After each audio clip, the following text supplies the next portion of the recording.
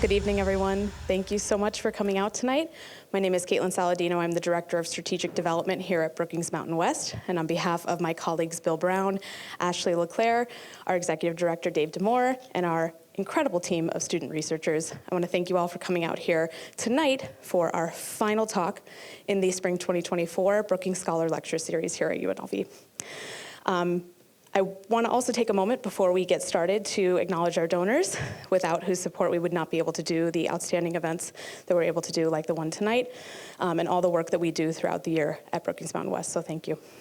Before we get started, I also want to take a moment to thank our team at UNLV TV, who's helping us, obviously, to record the event this evening. This recording will be available on our website in a few short days, including all of the really important slides that Katharine are going to share with us this evening. And if you have notes that you're taking alongside, don't worry too much. Those slides will be available for your download, and you can use that beyond tonight as well. We've recorded nearly 125 lectures in the Brookings Scholar Lecture Series, and many of you have been here for many of those, so we thank you for your attendance, of course, and then thank you for sharing those with your colleagues beyond tonight as well. This week, we've had the pleasure of welcoming our colleague Katharine Meyer here from Brookings in Washington, D.C. for her very first visit to Brookings Mountain West. Katharine is also affiliated with the Brown Center on Education Policy. And of course, we've had a long history of engaging with our Brown Center colleagues, and we're excited to continue that history this week with Katharine. Like all our visiting Brookings colleagues, Katharine has been meeting with UNLV faculty and students, teaching in classes, meeting with students in various clubs and organizations, speaking with our university administration later this week, and various stakeholders in the community. Before I turn things over to Katharine for this important conversation tonight, I also want to share a little bit about her bio. Katharine Meyer is a fellow in governance studies at Brookings and affiliated with the Brown Center on Education Policy. Her research focuses on how individuals access the knowledge needed to make informed decisions about their post-secondary education opportunities and how to build successful, scalable strategies to ensure greater access to that information, a focus that will certainly resonate with the people in this room. Katharine's work also explores how to support college retention and completion through virtual advising, the effect of school counselors on college access, and the design of state financial aid programs. Katharine holds a PhD in educational policy, a master's in public policy, and a bachelor's in government, all from the University of Virginia.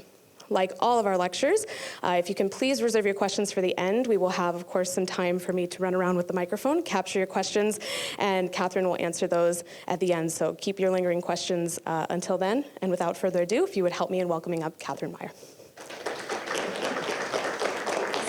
Really appreciate it. And thank you so much to the UNLV, Brookings Mountain West, and Lindsay Institute team for being so welcoming and setting up just this incredible first visit. As Caitlin mentioned, this is my first time out as part of this Brookings Mountain West program, my first time out to the Mountain West in general, and I've just been struck by how insightful and thoughtful all of the meetings I've had have been. Everyone has this seemingly encyclopedic knowledge of how the state works, and I've just really enjoyed all of the conversations I've been having and will continue to have throughout the week. I very intentionally named today's lecture Making College Worth It, as opposed to the question that I think we so often hear of, is college worth it? I'm gonna spend some time at the beginning making the case for why I think it is, but it's far more important to make it worth it for those for whom it is not currently working out, and thinking through policies and solutions to reduce inequities that we see all too often on entry into post-secondary training programs and then persistence and completion of those programs. So for those of you who spend a lot of time on the New York Times opinion page, there's been a lot of ink spilled saying perhaps the value of college is declining, maybe people shouldn't be going to college, maybe there's been this great reckoning. And I think you can point to a couple of opinion polls, many of which are cited in that opinion article, that lend some credence to the sense that there's a declining sense that college is worth the cost. And so this is a Gallup poll that gets, a Wall Street Journal poll that gets administered every couple of years. And in 2023, we saw for the first time a majority of respondents saying that college is not worth the cost because people often graduate without specific job skills and with a large amount of debt to pay off. Now, that's a pretty specific question, and so I wouldn't want to generalize too much from that, but it is noticeable that this share of folks disagreeing with the value proposition of college has been going up over time. We are also seeing both declining support here in this Gallup poll in trust and confidence in higher education as an institution, and a partisan split in that. So here on your left side, I'm looking at over time the percent of adult respondents who say that they have quite a lot or a great deal of confidence in college as an institution. You can see in that gray bar that share went from 57%, so a majority, a slight majority in 2015, down to 36%, a minority of respondents in 2023. And again, we are increasingly seeing a partisan split. And so on the right side, I'm showing responses in sort of this great, a great deal or quite a lot of confidence in both our public schools and higher education. And one thing you can see is that actually confidence in higher education is a little bit higher than it is for our public schools, though that partisan split is wider. While the 9% of Republicans who only 9% have a great deal of confidence in K-12 schools is worrisome, it's a narrower gap there than it is when we look at the split in higher education. Education is becoming an increasingly polarizing topic, where it was once this grounds for bipartisan solutions that I am hopeful that we can get back to. We can also ask people, instead of, what do you think about college, what do you want to happen? And so we still see that overall parents, despite their skepticism, want their children to go to some type of post-secondary training. So 54% want their child to go to a 4-year college, 8% want them to go to a 2-year college, 16% want them to go to a non-college sort of training program, but still some sort of training after high school. And while there is a partisan split, it's nowhere near the levels that you see when you ask people about their confidence. We still see 46% of Republicans want their kids to get a 4-year degree, 70% for Democrats, so some partisan differences, but not nearly as much on the confidence side. We can also ask students, do you want to go to college? And overall, 74% of students say that they want to go to college immediately after high school. And while there is some variation by race and ethnicity, it's not a very big split among them. And then we can kind of take the economist revealed preferences approach to thing and say, do you go to college? And here we see, while there have been some declines in college going, this is the immediate college going rate, so people going within 18 months or so of high school graduation. While that's gone down from 68% to 62%, it still remains a large share of people are going to some form of post-secondary education after high school. The other side of, is college worth it, is looking at the facts of, does college pay off? And so one of the oft-cited statistics is that people with a bachelor's degree are going to make almost $1 million over the course of their lifetime, more than someone who has a high school diploma as their highest level of education. Here you can see it's, technically $964,000 over the course of a lifetime when you look at median earnings. But there's a very clear gradient in sort of your expected lifetime earnings as you attain more years of post-secondary education. You can also look at what that looks like, in a given year, and break that down. Both here, the orange bars are people's after-tax income, and the blue bars is the amount of taxes that people pay. That as income goes up, people tend to pay more in taxes. That sort of adds to supporting public services. And again, we see a very clear gradient. The sort of annual difference is around $29,000. Now, these are very much median statistics, and there's a lot of variation in the returns that people get.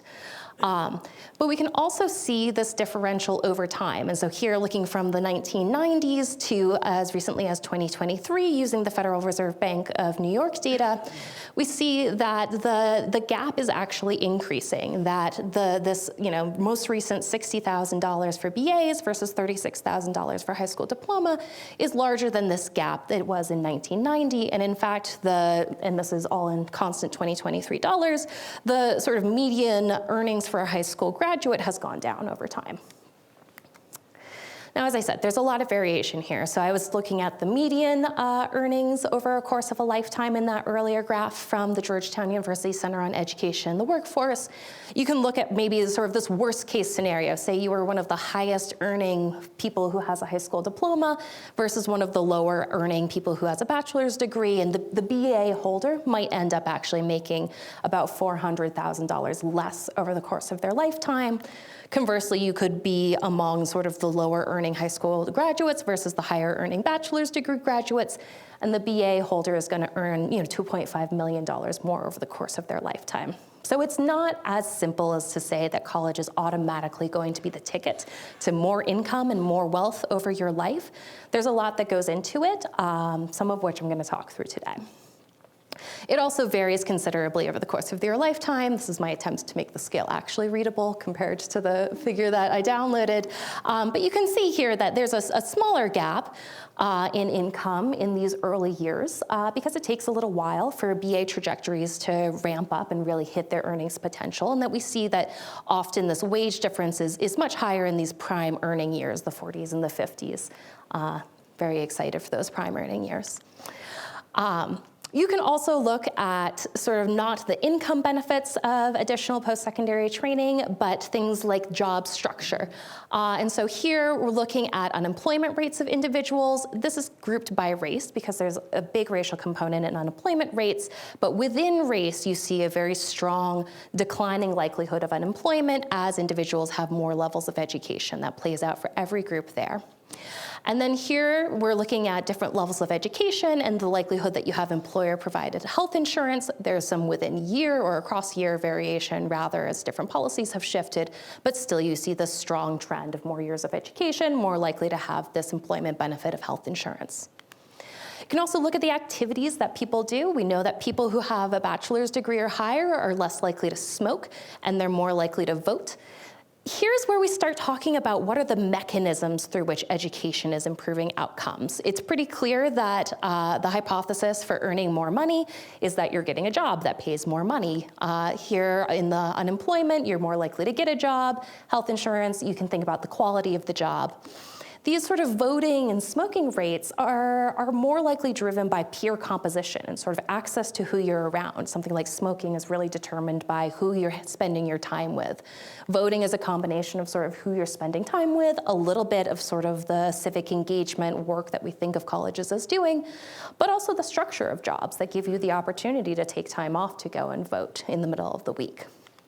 And that sort of time flexibility piece is really apparent when we think about things like parental engagement levels as you get more education. So we see across a whole host of sort of engaging with your child activities, going to a PTA meeting or a parent-teacher conference, volunteering at school.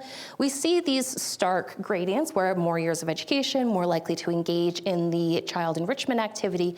A particularly strong difference here for something like volunteering at school, which really demands having a job that has the flexibility to take the time off and go pack up the books fair at 3 o'clock on a Friday afternoon, which is what I'll be doing next week. All right, so we will pause on the happy news section of the talk and shift into why people aren't, screaming from the rooftops about the value of college and sharing these statistics all over the place, because there are real inequities in college entry and completion. College pays off if you earn a degree.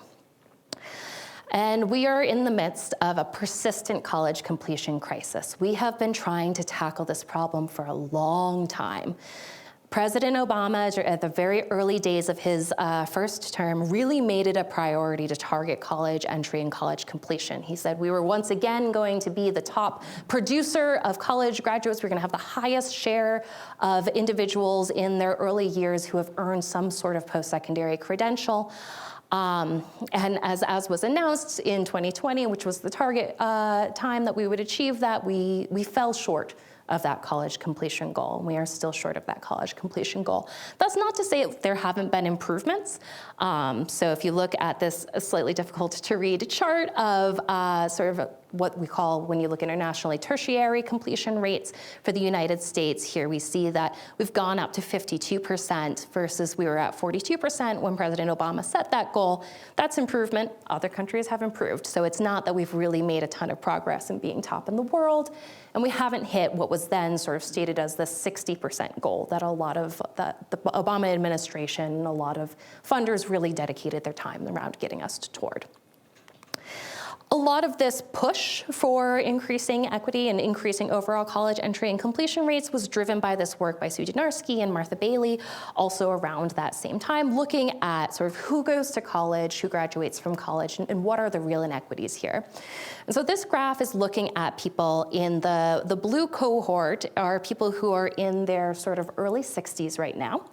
And people, the red line, or however it's showing up for you, are people who are in their sort of early 40s right now. And it's looking at the share by your sort of family income who end up going to college. And the first thing we see is that the red line is higher, so more people went to college in that more recent birth cohort, but actually the split in sort of the socioeconomic differences in college going got wider. So higher income students in this more recent birth cohort were 2.7 times more likely to go to college immediately after high school than low income students in the same cohort. And then partially driven by going to college, but also in who actually completes college, we see really stark differences where high income students were 6 times more likely to be earning a BA by the age of 25 than low income students. That is 9% of low income students in that birth cohort were earning a bachelor's degree by the age of 25, compared to 54% of their peers who were higher income within the birth cohort. And it was these inequities that really started driving attention in the college completion effort. Now, college-going gaps remain today. If we look at sort of a more recent cohort, this is from the high school longitudinal study of '09, so students who were 9th graders in 2009. Work done by my colleagues Sarah Reber and Ember Smith, UNLV and Brookings Mountain West graduate, who then came and was a research associate at Brookings and was just phenomenal. I have so much to learn from Ember. And this was a terrific report that she and Sarah put together looking at the post-secondary enrollment gap today, where we see among that cohort, high-income students were 1.7 times more likely to go to any college and 3.2 times more likely to be enrolling in a 4-year college immediately after high school compared to the lowest income students. Now, it's not just SES. Here, I'm trying to figure out where I can not block the graph for you. There are also racial and gender gaps that we see in college entry. So for example, Asian students are 1.3 times more likely to attend any college than Black students, 2 times more likely to earn a 4-year college than Hispanic students. Female students are more likely to go to college and more likely to go to a 4-year college as well as male students. Though I would argue these SES gaps are sort of the largest of them, they exist along other dimensions of inequality that we care very deeply about. And data that is sort of hot off the presses as of yesterday, a first look at these students' college completion shows that, again, the college completion remains a sticky policy problem. So 40% of the students in that sample who went to college did not earn any type of credential 8 years after high school graduation. There's a little bit of a gender gap here where male students were more likely to be without a credential 8 years later than female students. There are some racial gaps as well, some quite large ones where 56, 57% of Black students do not have a credential 8 years after high school. These are people who started some type of post-secondary program and did not earn a credential. Lower for Asian students and white students, it's still rather high for Hispanic students. And then a very clear income gradient here when we think about students from the lowest income family earning $35,000 or less. Again, more than half of those students started some type of post-secondary training and did not earn a credential within 8 years, compared to only 24% of their highest income classmates. And then conversely, looking at who has earned sort of either a BA or even some of these students have completed a graduate program within that time period, it's 66% of the highest income students, but only 26% of the lowest income students. So really, really persistent inequalities there. So how do we fix it? I hope I can offer some solutions. I am not so naive as to think that I can fix it in one lecture here, but I hope that I can highlight what I see as the most promising strategies that are being piloted by institutions, by state governments, by federal initiatives to try and collectively, as I like to say, throw the spaghetti at the wall, see what sticks, and see what we can do about it. So a lot of sort of why are we observing these gaps in attainment and what can we do about them falls into these buckets of sort of whether students attend, where students enroll, academic preparation, challenges navigating college, and financial barriers. We've talked a little bit about sort of whether students enroll, and I think that's going to be rolled up into some of the other categories we're going to talk about. I'm going to move first to sort of where students enroll. So we know that different institutions have different graduation rates. There are some institutions where 90% of students graduate, and there are some institutions where 10% of students graduate. And so where you go matters quite a bit.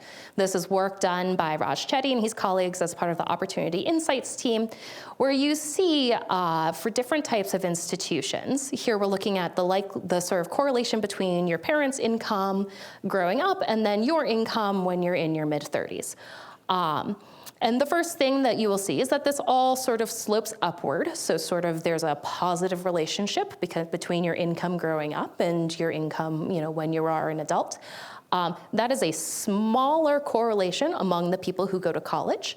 That college kind of breaks that link. College is the great sort of social mobility ladder that students climb, and that students generally are having a higher income rank as they go to more elite and more selective institutions.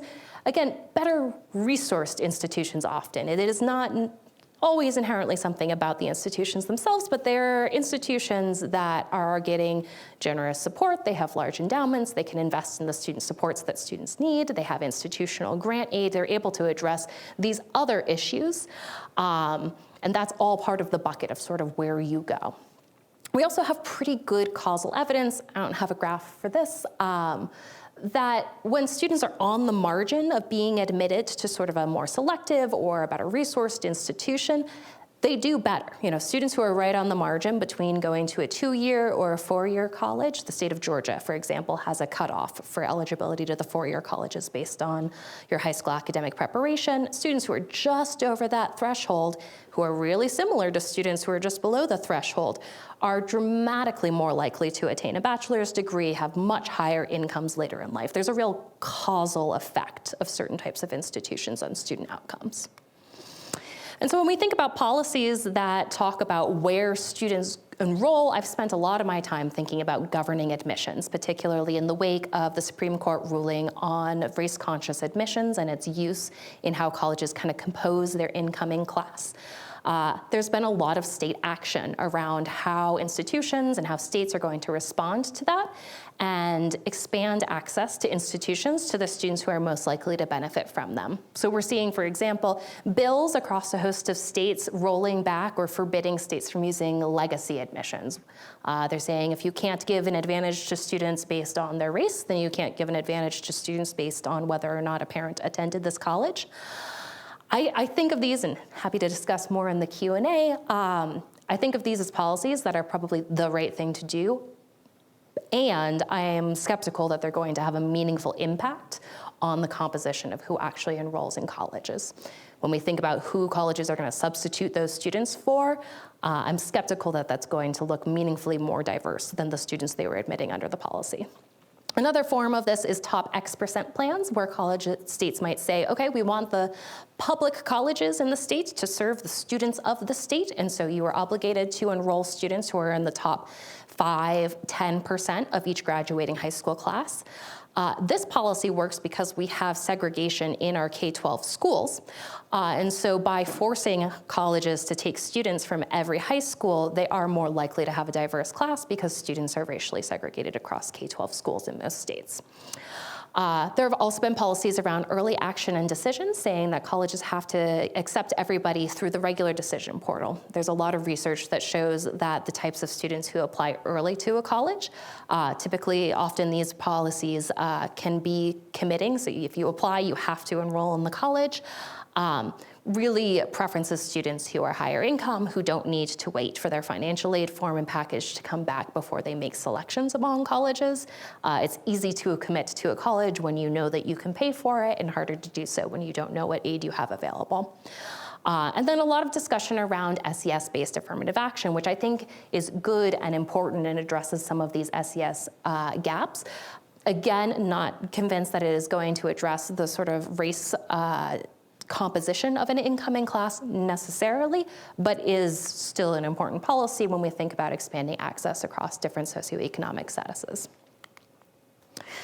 There's also the question of sort of academic preparation, how that relates to college entry, as well as college completion. Here again, drawing on the report that Sarah and Ember put together, they used sort of students' academic backgrounds to say, what if you kind of equalize academic preparation? What do those enrollment gaps look like? But I think one of the interesting parts of their report that it doesn't get highlighted as much is the inherent differences in access to high quality, engaging academic experiences. And so here I'm looking for students in the lowest quintile of income in blue and the highest income quintile in orange. And you can see that higher income students are more likely to have taken advanced math, a highly advanced math. Here we're talking about things like AP calculus. They're more likely to have taken an AP course. Some of this is due to just the availability of these classes in different high schools. There's a real range of availability of whether or not a high school offers calculus, whether or not it has an AP or an IB program, and then certain amount of tracking within schools as well and who gets access to these. And so, as I said, what they did is basically said, if you can kind of equalize academic preparation, would you still see SES differentials in enrollment? And so this is the data I was showing earlier, this sort of 23% enrollment versus 74% enrollment in a four-year college. As you can see, it's a smaller gap when you account for academic preparation, but it doesn't go away. Academic preparation isn't the only reason that low-income students aren't going to college. They do the same thing when they do the analysis by gender and by race. I'm going to focus on race because the gender findings are interesting but complicated. Here again, we see stark differences in sort of Asian students. 84% of them have taken an advanced math compared to 64% of white students, 60% of Black students, 50% of Hispanic students. There are again racial differences in academic preparation in high school. Here, actually, if you account for academic preparation, you no longer see as much of a gap, and you actually see that Black students have higher rates of college going once you account for academic preparation. And so it seems like if you can work to equalize access to academically rigorous opportunities in high school, that would go a meaningful way to expanding and reducing inequalities in college enrollment gaps there. Now, how does that relate to pure college completion? If you look at it, one of the figures that I often go to, this is from the Education Longitudinal Study, an older cohort than the high school students I've been talking about, but still a similar cohort, followed over time by the Department of Education, written by the same Sue Dynarski, whose figure from 2011 I cited earlier, where you see that the highest achieving low-income students, so there's a lot of low and high here, but we're looking at income in sort of the different columns, so the low-income column, the high-income column, and then we're looking at your academic preparation, your sort of academic achievement, how you're doing on test scores in these rows, so low academic achievement, high academic achievement. The highest achieving low-income students are graduating from college at a similar rate to some moderately academic achieving high-income students.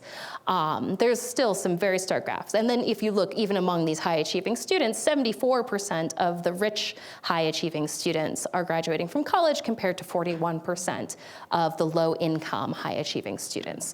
So it plays a really strong role in college completion gaps as well. Now, where I spend most of my time is thinking about the challenges of navigating college. I have my grounding in sort of behavioral science and understanding that people make decisions under complexity, and it is really hard to navigate decision-making when you have limited information.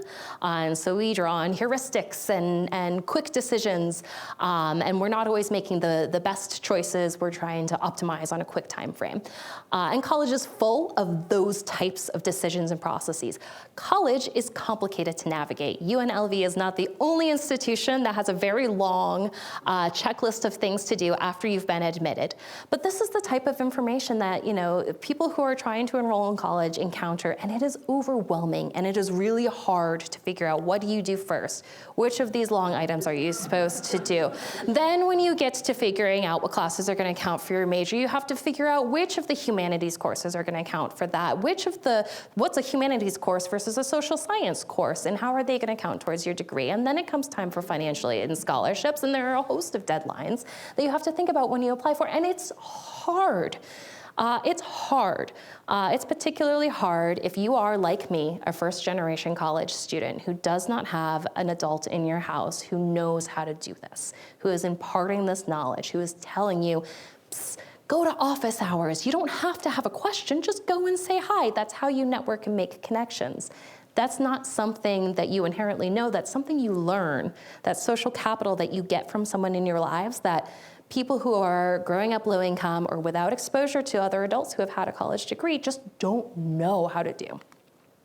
And so a lot of my work has been focused around basically how can we give low income and first generation students sort of a knowledgeable parent. Like, how do you substitute that information for them? And so here's a piece that I wrote for Brookings last year on some of the best practices in nudging and college success interventions. Some questions that you want to ask, like, these types of tools are really well suited to these intention action gap. I want to do something. I want to apply for financial aid. I don't know how to do it. They're well suited to non-structural problems. There are structural needs. Again, we'll get to the financial barriers next, basically. But they're really good tools for the process and the navigation questions. And is the source of inaction clearly identified? Sometimes people lack information. Sometimes people don't know that the scholarship exists, and so that's one form of information. Sometimes they don't know how to apply for the scholarship, and that's a different sort of resource you need to send out.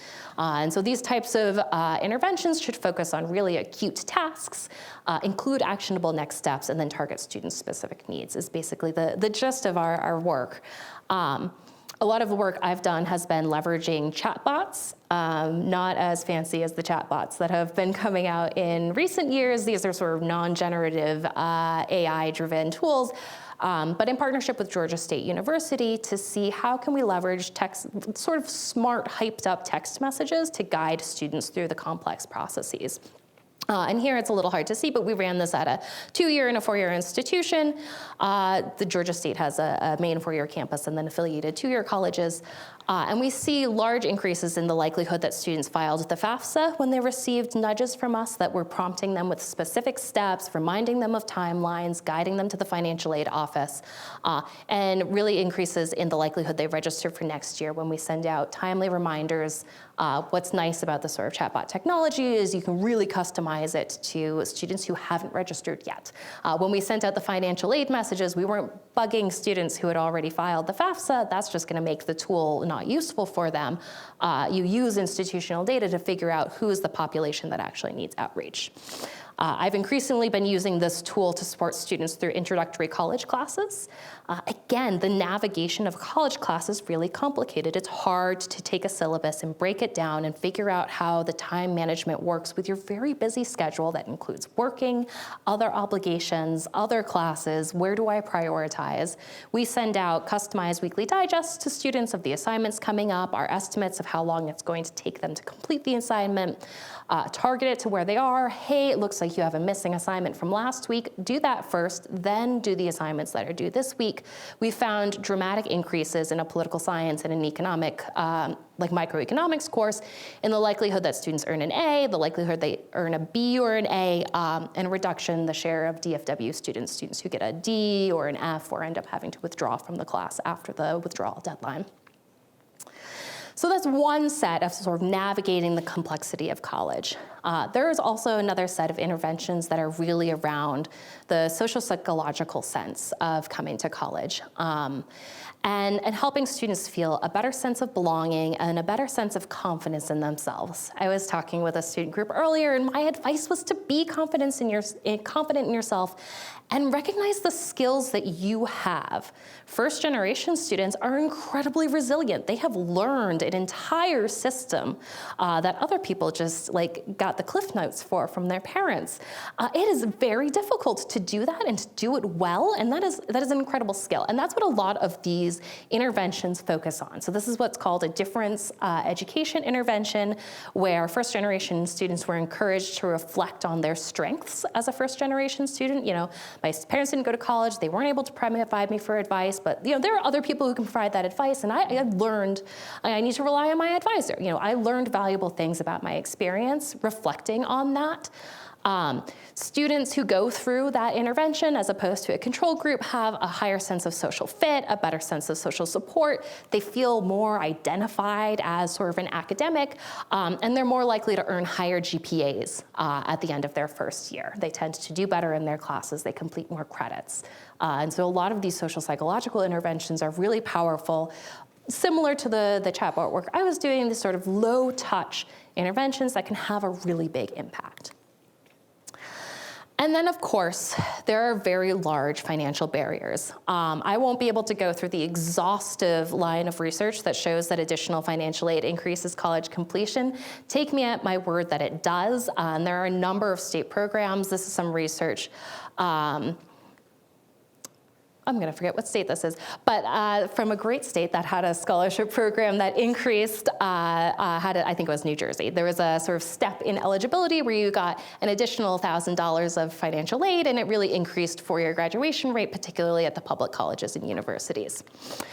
This is an analysis of the Florida scholarship, the Florida Student Access Grant. It looks like it was sort of determined based on your academic performance in college. Again, students who have just a slightly higher GPA in high school versus a slightly lower GPA are pretty similar students.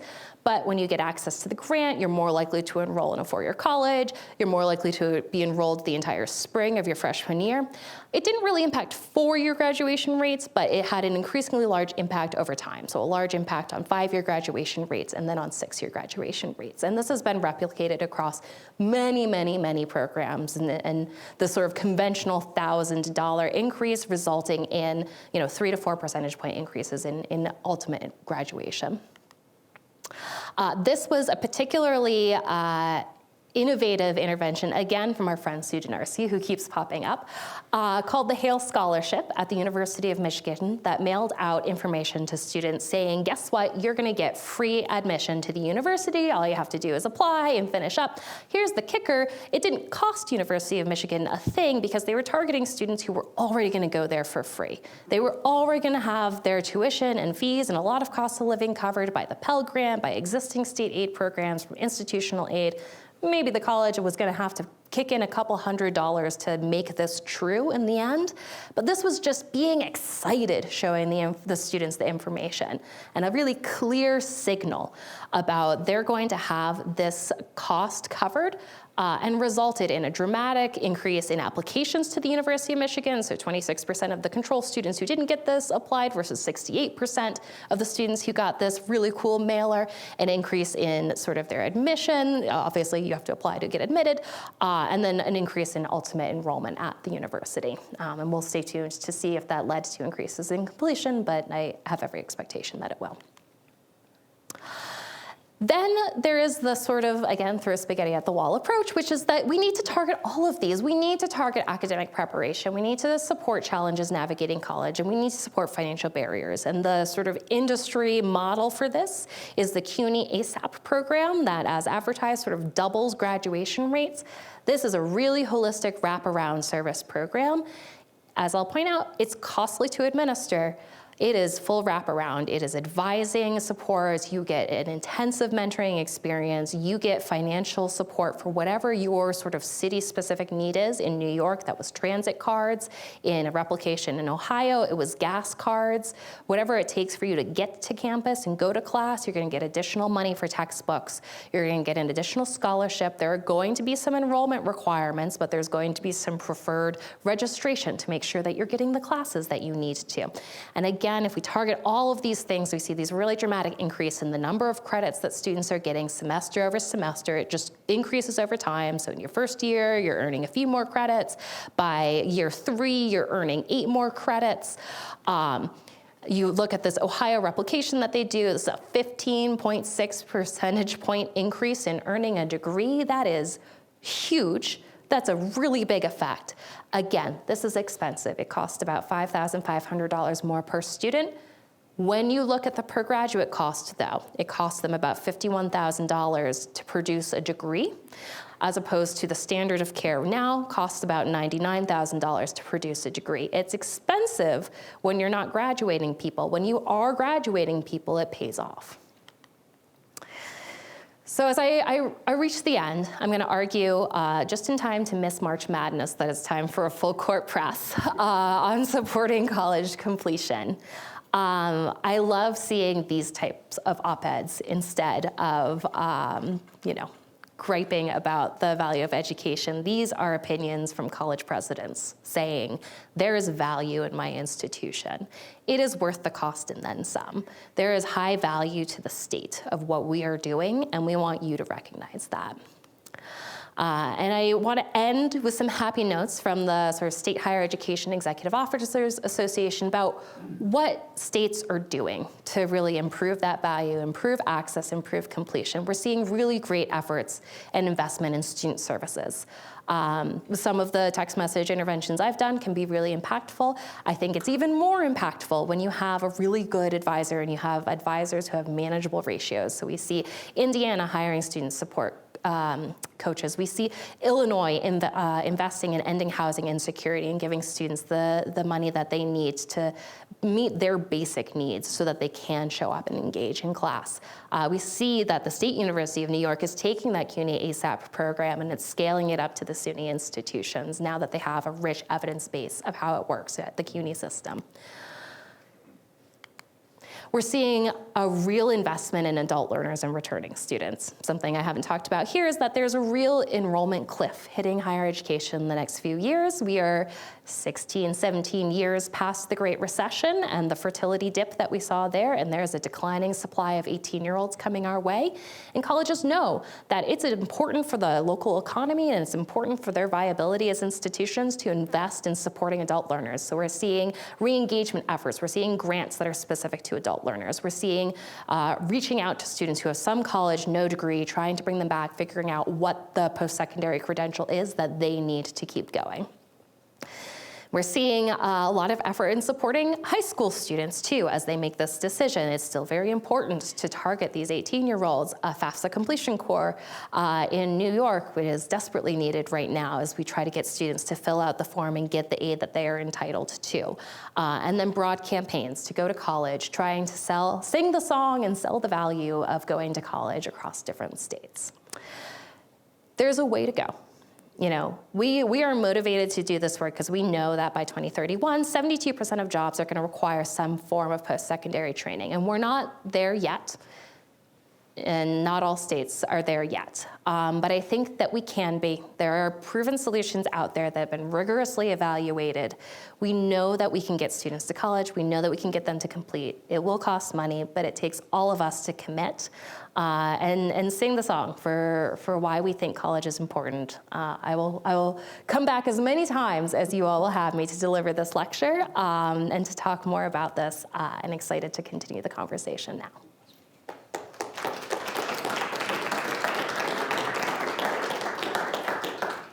Questions?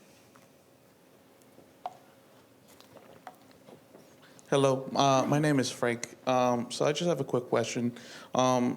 Did the pandemic or post-pandemic affect the graduation rate at all? And then do you have any opinions on those events that affected students wanting to go to college? Yeah, so we didn't see as much of a completion decline during the pandemic, mostly because colleges really tried to support students who were already enrolled.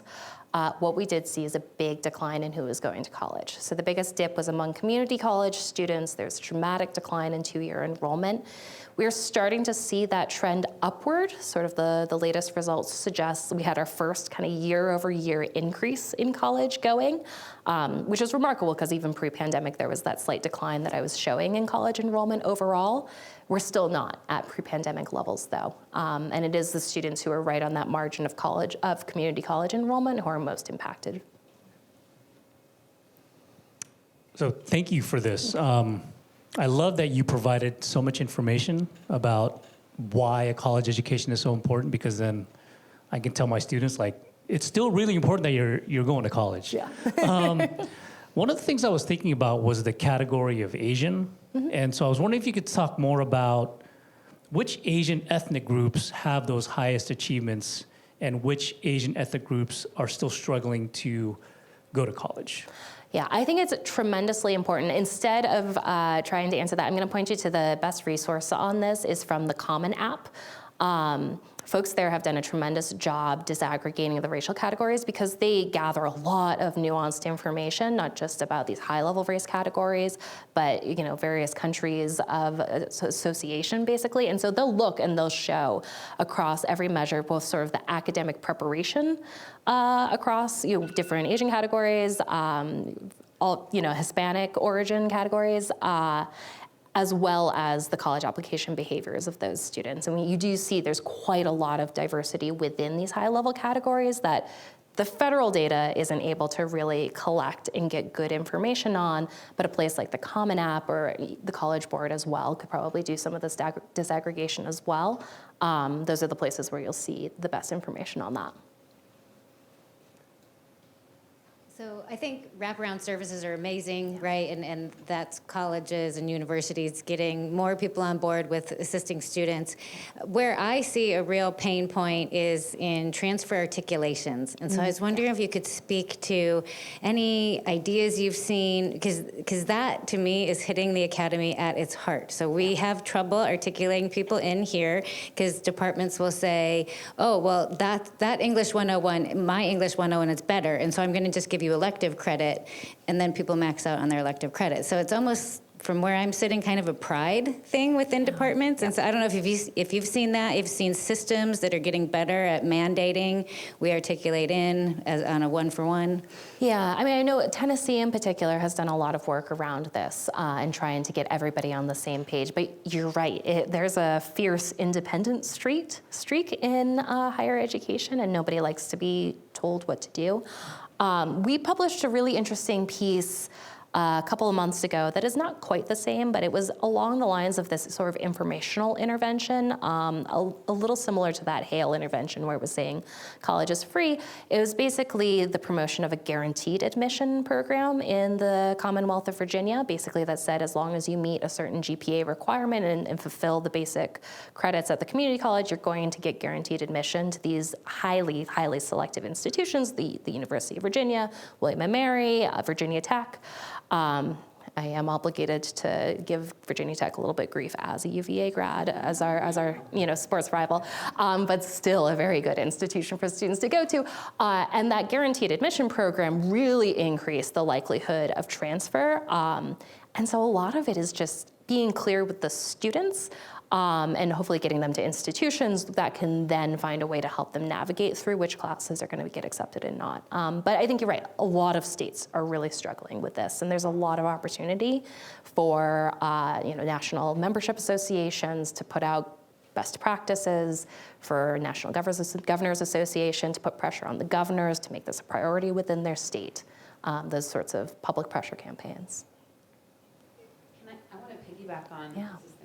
I wanted to piggyback on what you were saying. What I find so interesting is in Nevada, we're all under one system, Nevada system of higher education.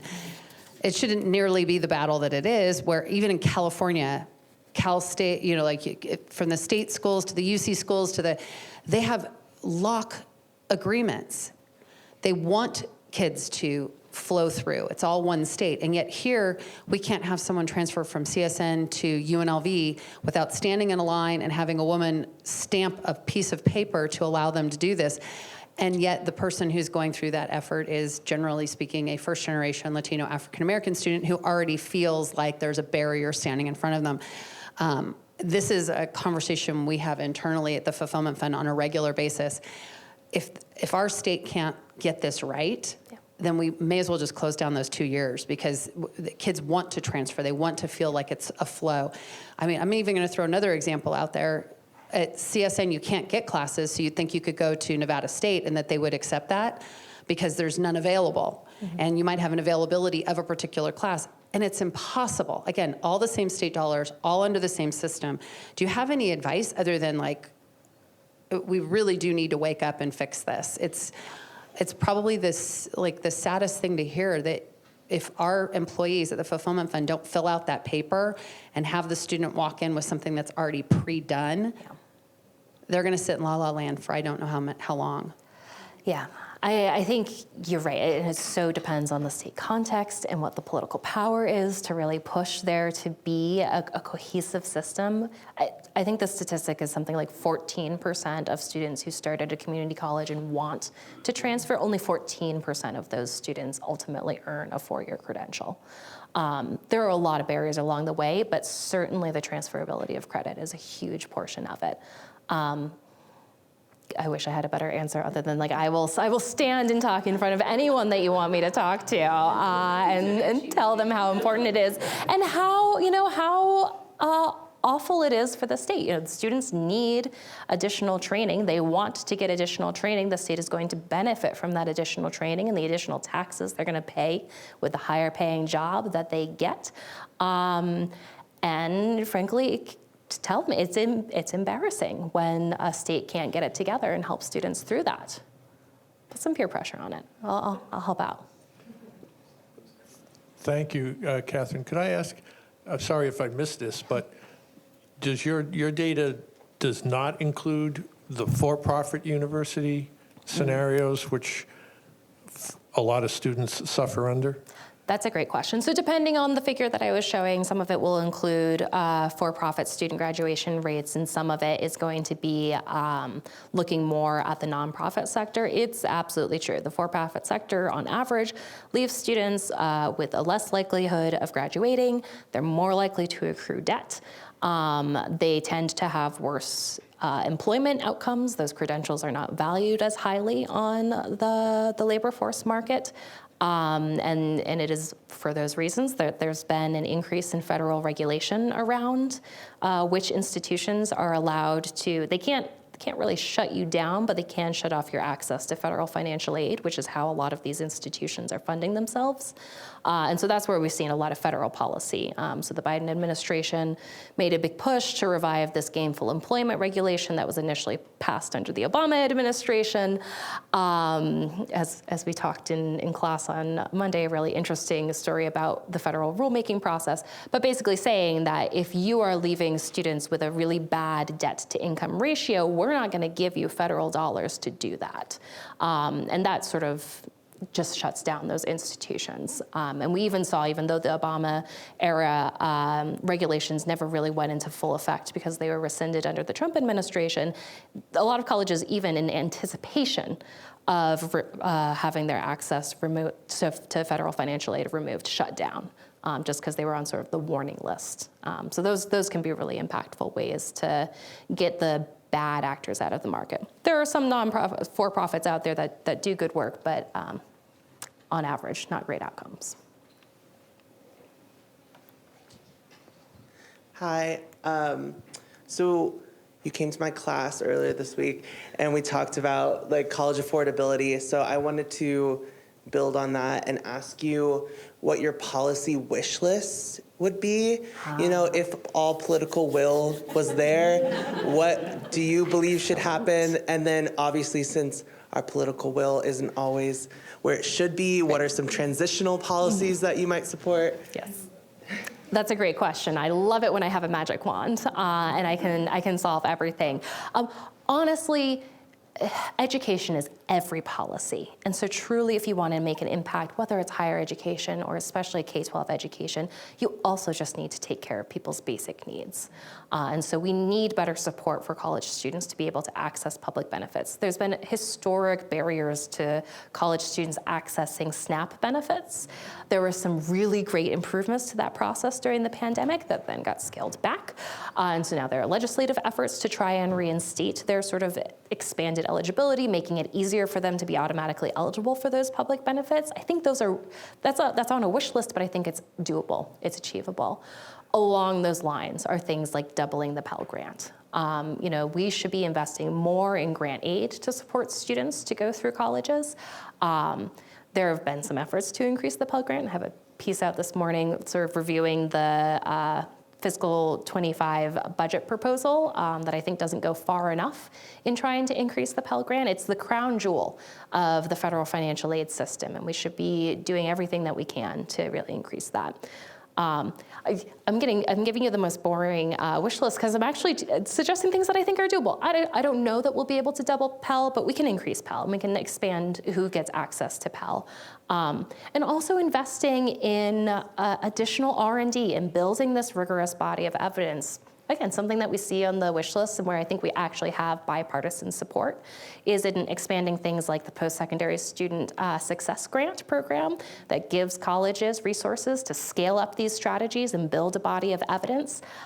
These are really great grant programs that colleges can use to try things out that will pay for a lot of the staffing and a lot of the direct services to students. And so expanding the pool of those resources and helping institutions who would most benefit from those grants be able to apply for and get them, I think would go a long way.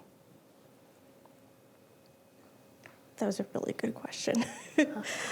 So I was actually getting a little emotional as you were going through it. Yeah. It's a little jarring to see yourself as a statistic. Yeah. And I think I mentioned that in class once.